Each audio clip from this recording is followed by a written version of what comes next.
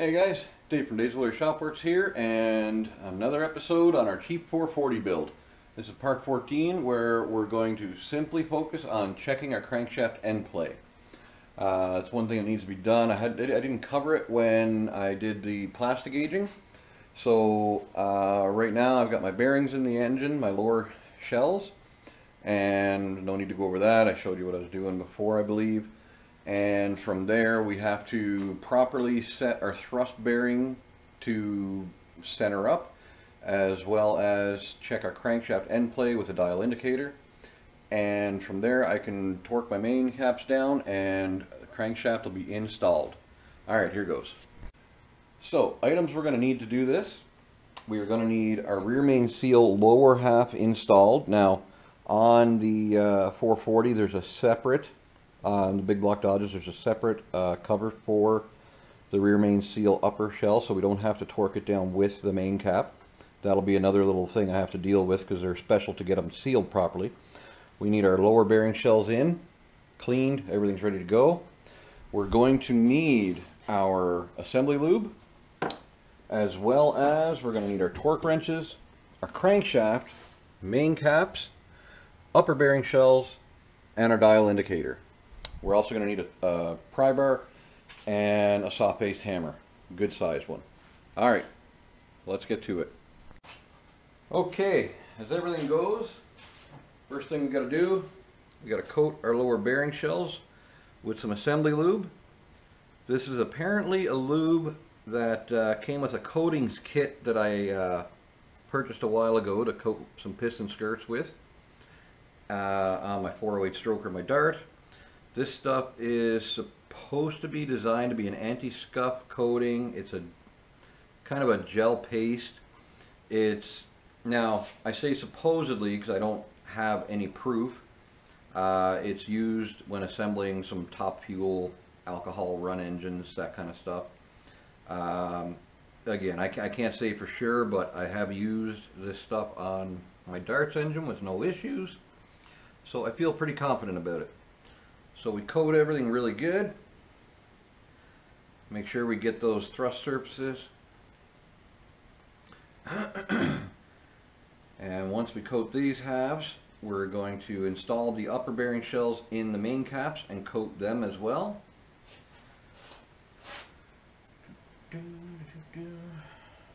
Nothing like playing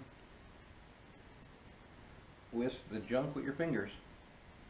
Alright, lower half's done. Which technically they're the upper halves.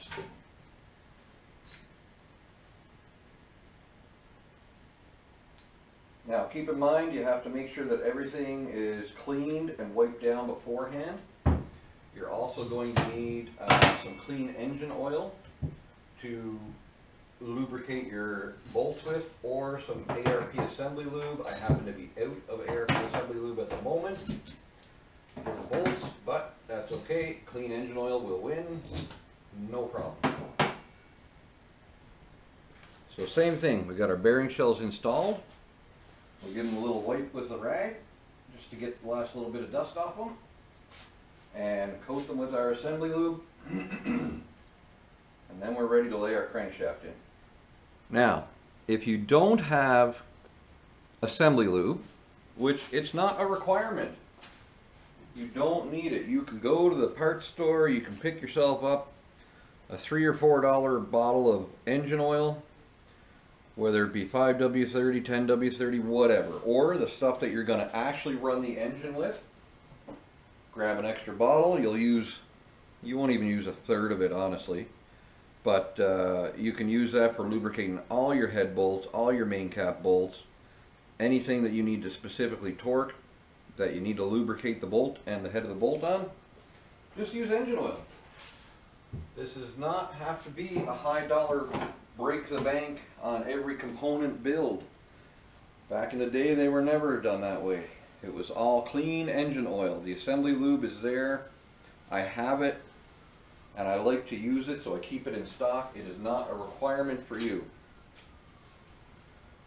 Last but not least, a tiny little lick of oil on my finger just for the seal. You put it on the edge of the rear main seal lip, so to prevent the seal from catching and burning up on startup.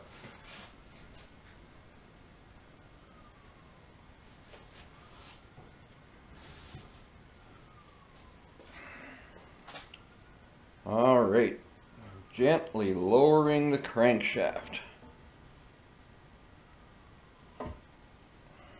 in.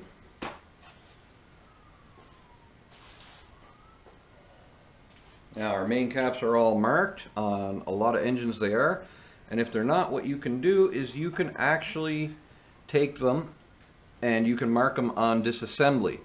So you always line up the tab and the other side of the tab, the locating tabs for the bearings. That gives you your proper orientation. And then just lay those main caps in place.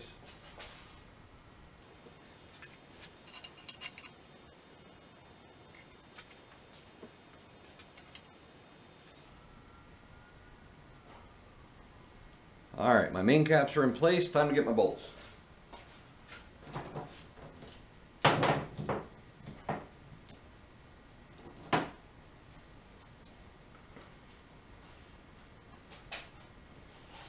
A little dab of oil on the head where the bolt is going to contact the main cap, and just drop your bolts in.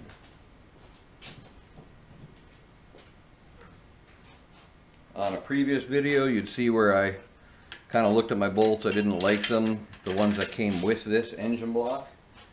They appeared to have been stressed and possibly stretched. Was not confident in using them, so I didn't. Err on the side of caution. If you need to buy new bolts because you're just not sure, then buy new bolts. But these bolts I'm using are from the Imperial block. They were in perfect shape. They literally look brand new, like you would have pulled them out of a box. And I've checked, there's no stretching on the bolts, nothing. We're good to go. And there are measurements. You look in the factory service manuals, they will always have a bolt stretch measurement. Okay, bolts are in.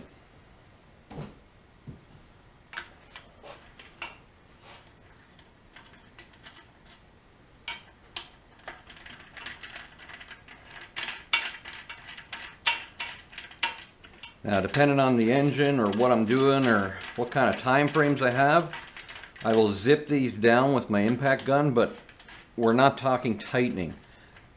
Zip it down on low speed, and when the bolt first stops, you pull your finger off the trigger as quick as you can. You do not ugga-dugga these things down. No ugga-duggas. Disassembly? I don't care. Pull them out whatever way you want. I've read where you have to pull them out in a spiral pattern, a reverse spiral pattern. I've read all kinds of different procedures for doing it, and I guess depending on the engine and depending on the block, it's a good idea. Follow the service procedures that you can and that you have accessible to you. If you don't, then you do it with a logical set point. That's all you have to do. You got to think logically on it. If you know you're going to torque this down in a circular pattern, a spiral basically, which is the most common for torquing down main caps, head bolts, even oil pans, then do it. Do the reverse. If you're ever stuck on a basic engine like the old school V8s like this thing, remember that spiral pattern, working your way from the center out, and double check your work and you won't have any issues. A lot of newer engines end up having multiple types of torque because you've got, say, aluminum heads on a cast iron block, and they come up with a front timing cover that's a very large component of the whole front of the engine. And that right there, you're going to have small bolts, big bolts, some bolts that'll need sealant, some bolts that'll need oil, some bolts have to go in dry to achieve the proper torque that the factory recommends. You have to pay attention to the information. Always a good idea to research what you're doing and spend a little time. Hit the books a little bit. If you can't find the information online, go to your local library. They will have all kinds of automotive books on dang near anything you need. Plus they also have internet services and whatnot. And No, I'm not advocating libraries. I'm just saying they are a wonderful source of knowledge that most people seem to forget these days. So, with my main caps down by hand, I'm going to take my soft-faced hammer and just tap them a little bit just to make sure they're seated. And from there, we're going to start checking our end play.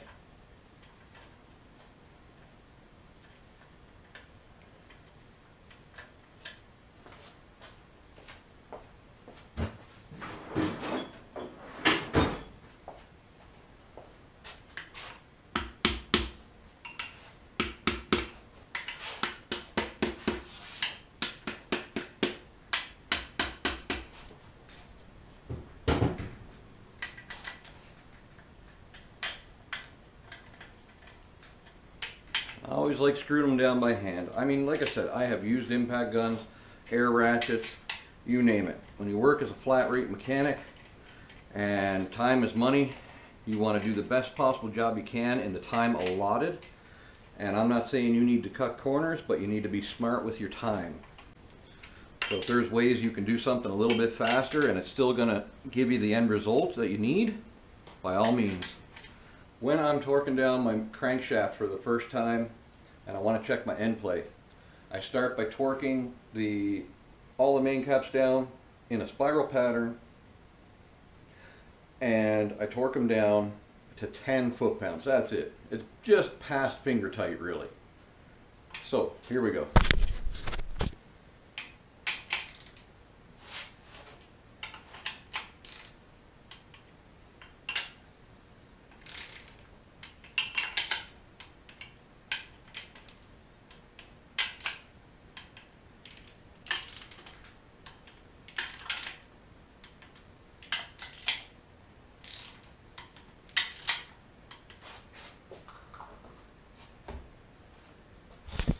Okay, some of you might ask why 10 foot-pounds? It's got to go to 85 foot-pounds. That's the end result torque on this engine. The reason why is you want to make sure your main caps are down. They're contacting all the way, your bolts are fully engaged, and there's no error of a main cap tweaked or lifted or whatever. So 10 foot-pounds, you can tell that they're all going to be seated. After that, now we have to adjust the crankshaft position to line up the two shells of the thrust bearing. So your thrust bearing has its face on it, and it's got its other face that the crankshaft actually rides against back and forth with load from the torque converter or the clutch or slack when you let off the gas. They torque and they move. The crankshaft moves back and forth. It doesn't just sit in one spot. If it did, it would grind itself to pieces, to be honest. So with it at 10 foot-pounds, we take our hammer and we are going to give it a good couple of smacks on the back end of the crankshaft here. And now, for some people that's good enough, and it can be, but I like to give it a couple of good smacks on the front of the crankshaft, and then the end result, I'll drive it again from the rear. Soft-faced hammer, dead blow or a mallet of some kind, no problem. Brass is fine. Hard rubber with a good swing, and you're good to go. Alright, we've done that. Now we'll actually torque it down. So when I am torquing down my main caps in 3 stages, I want to get to 85 foot-pounds. So from there, I got to figure out kind of a halfway and a halfway, like 1/3, 1/3. So roughly what I'm going to do is I'm going to do 35 foot-pounds, 60 foot-pounds, and then 85 foot-pounds. It's generally middle of the road, skip, skip, go. So that's it in a nutshell. I might have done it a little bit different on my checking the plastic gauge video, but the end result is still the same. You just got to pick 3 numbers that are kind of evenly spaced. And some torque wrenches don't go down low enough. I'm lucky that I have both a 3/8 torque wrench that goes from 5 foot-pounds up to 75 foot-pounds. And so I'm going to set it first at 35 foot-pounds. It doesn't have to be exact, in between, 1/3, 1/3, 1/3. It just has to be even.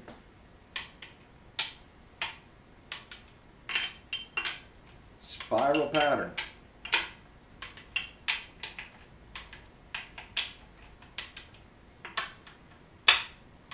You'll never go wrong with a spiral pattern. It is assured one of the few ways that you will make sure you are always down evenly across a large surface like this.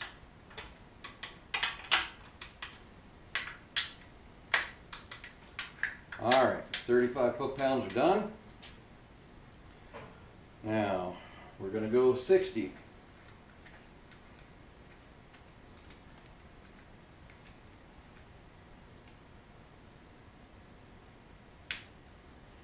Alright, again, spiral pattern.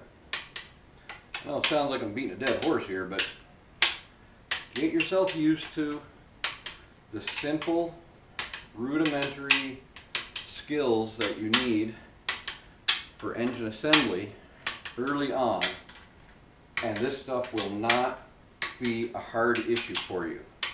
It's just like learning a skill for anything. The more you do it, the more easily it comes to you, the more reflex it becomes.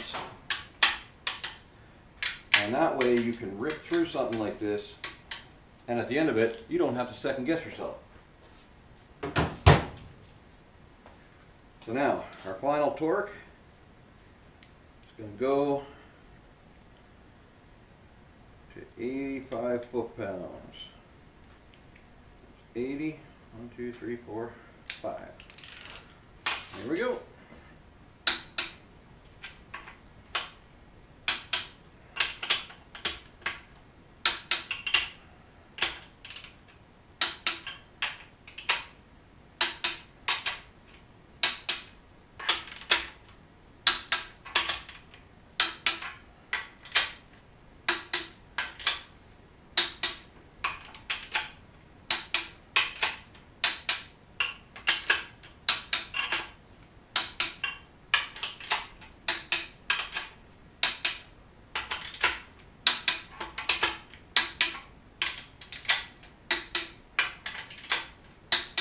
Done.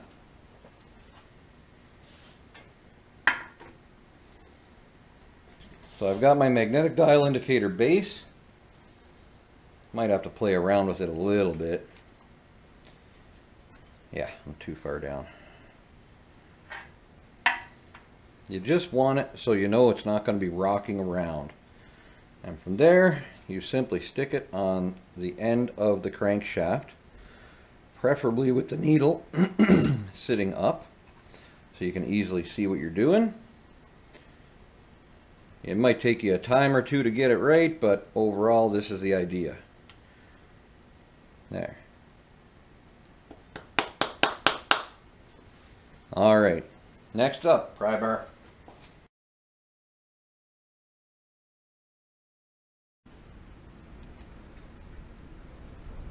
Alright, so pry bar, or in my case, long screwdriver, and all you're going to do is put the pry bar against the throws of the crankshaft and the engine block, so you can pry it forwards or backwards, whatever way you want to start. So we zero out of dial indicator and pry it one way. Make sure you watch the dial indicator, and then when you get back to rest, we can recenter the dial indicator. And with the dial indicator reset, now we can pry it again to make sure we're happy where that's at. Okay.